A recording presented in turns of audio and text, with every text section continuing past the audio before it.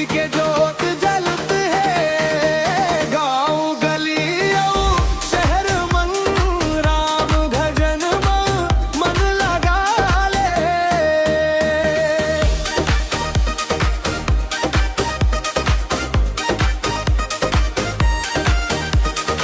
अवधपुरी मन जन बिन राम जी खुशी के लहर उठत है।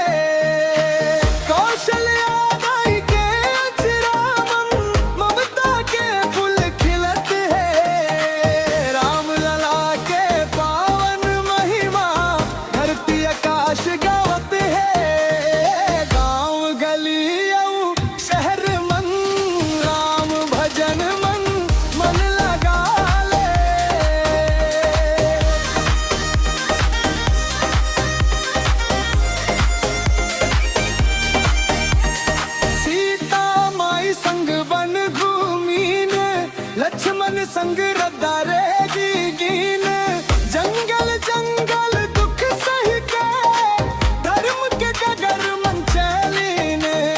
राम नाम के अमृत धारा जन जन ला तरत है। गाँव गली शहर मन राम भजन मन लगा ले।